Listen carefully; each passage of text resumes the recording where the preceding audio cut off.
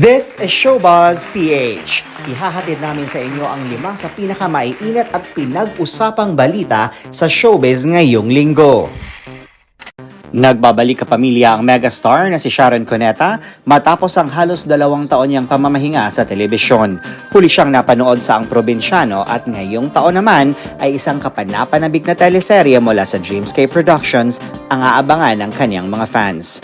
Sa katatapos ng contract signing ng megastar sa ABS-CBN Studios, binigyan ng isang mainit na pagtanggap ang aktres ng kanyang mga dating nakatrabaho mula sa Kapamilya Network na pinangunahan ni Cory Vidanes. Sa programang On Cue ni MJ Felipe, ibinahagi ng megastar na excited siyang magbalik teleserye.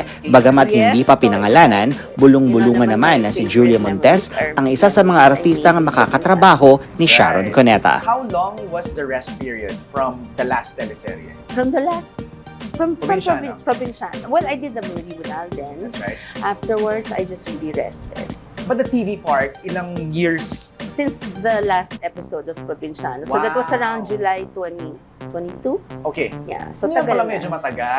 Almost 2 years. Konting bakasyon lang. Konti. Kamusta yung energy mo, Sharon, going into this new era? My heart is so excited. I got sick itong last Saturday, so mga 5-6 days na. Pero parang hindi siya welcome dito. So yung ubo ko medyo tumitila. Pero yun, di ako makatulog the past 3 days because of the coughing. Pero okay naman. It was bad congestion. But apart from that, it's been excitement, joy, na-overwhelm ako, natutuwa ako, kinikilig ako. And I'm very, very excited to work with the people I'm going to work with. Right. Dahil nga top secret pa siya. Yung saka isa na to natin work with ano. again. I know. Super mahal na mahal ko. Yung iba, mga first time ko makakasama. So, Right. syempre, dagdag excitement. Right. Yun. Nakakatuwa lang. Mag-asawang Luis Manzano at Jessie Mendiola nagbabalik kapamilya rin. Nitong nakaraang Martes, July 2, ay pumirma nga ng panibagong kontrata ang TV host actor na si Luis Manzano na dinaluhan ng ABS-CBN President and CEO Carlo Katigbak, Chairman Mark Lopez, Chief Operating Officer for Broadcast Cory Vidanes at Star Magic Head Laurenti Jogi. Kasama sa nasabing event ang manager ni Luis na si June Rufino. Si Luis ang inaasahang mag-host ng panibagong kapamilya game show na Rainbow Rumble. The word is already there, kapamilya. And siguro I would like to think na at the very challenging times of ABS, I was there, nandun ako. At the same time, nung akong dumaan sa napaka-challenging points ng buhay ko, hindi bumitaw o hindi nawala ang tiwala sa akin ng ABS-CBN. And that is why I am proud to say I'm a forever kapamilya. Kasabay ng pagpirma ni Luis ng kontrata sa ABS-CBN ay ang kanyang asawa na si Jessie Mendiola. Ayon kay Jessie, hindi niya inaasahang makababalik pa ng showbiz matapos ang 5 taong pamamahinga upang bigyang prioridad ang kanilang pamilya at anak.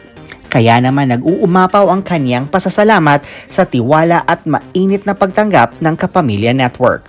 Hangad ni Jessie na pag-igihin pa ang kanyang pag-arte at bukas sa posibilidad na makatrabaho ang asawang si Luis, ang star for all seasons na si Ate V, sina Piolo Pascual at Joshua Garcia.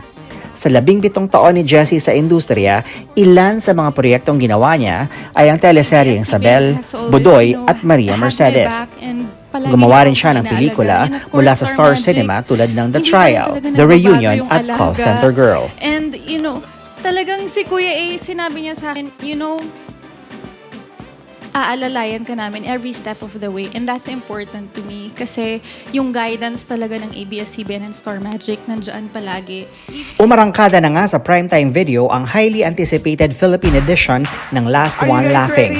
Hosted by Asia's unkabogable phenomenal box office superstar Vice Ganda, mapapanood na ang first 2 episodes ng LOL Season 1. 10 kilalang mga komedyante ang pinagsama-sama na magtatagisan ng talino, diskarte at husay sa pagpapatawa.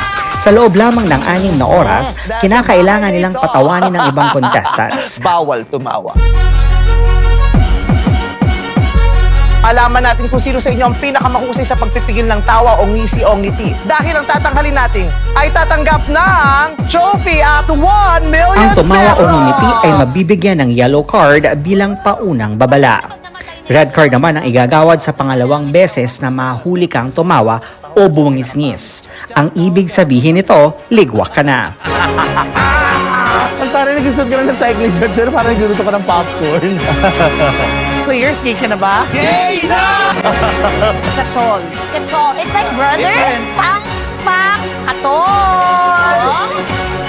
Sabi ko, is this the end? Is this the end? Is this the end? Sa first 2 episodes ng programa, unang naligwak ang bungis-ngis na si Negi na sinundan naman ni Jason at ni Kim. Sa husay ng mga komedyanteng kalahok, talaga namang mahirap ang hindi matawa. The clock is ticking! May winner na Kapuso tayo! actor Dennis Trillo na iipit sa kontrobersiya at naging usap-usapan ng mga marites sa loob at labas ng showbiz matapos itong magbigay pahayag kung may ABS pa ba. Nagugat ang insidente mula sa ng sagutan sa pagitan ni Dennis at ng netizen. Muling sumagot ang aktor, iba naman ang Star Music sa ABS. Dito na naglabas ng opisyal na pahayag noong July 1 ang talent management ni Dennis Trillo. Ayon kay John Enriquez at Katrina Aguila ng Aguila Entertainment, bandang alas 12 ng tanghali nang mahak ang TikTok account ng aktor. Mariin nilang itinanggi ang mga pahayag at wala raw kinalaman si Dennis na kasalukuyang nagtitaping para sa bago niyang proyektong Pulang Araw. Tikom pa rin ang bibig ni Dennis at hindi pa ito direktang nagbibigay ng pahayag sa media. Kapuso primetime Princess Barbie Forteza bibida sa pelikulang That Kind of Love kasama ang kanyang leading man na si David Licauco na ipalalabas sa mga sinihan ngayong July 10. Ito ay binahagi ng Kapuso actress during her program guesting sa Fast Talk with Boy Abunda nitong nakaraang Biyernes. Mula sa Pocket Media Productions, sa panulat ni Ellis Katrina at sa direksyon ni Catherine Cabarillo, pakikiligin ng Love Team Barda ang kanilang mga fans sa ginampanan nilang karakter bilang Mila, isang dating coach na aksidenteng mai-in love sa kanyang kliyenteng si Adam na karakter na ginampanan naman ni David.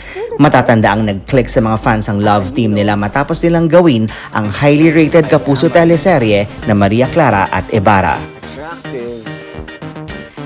At yan ang top 5 showbiz news na pinag-usapan ng mga marites ngayong linggo. For your weekly dose of the latest and the most talked about Philippine entertainment news, tumutok lang sa showbuzz.ph.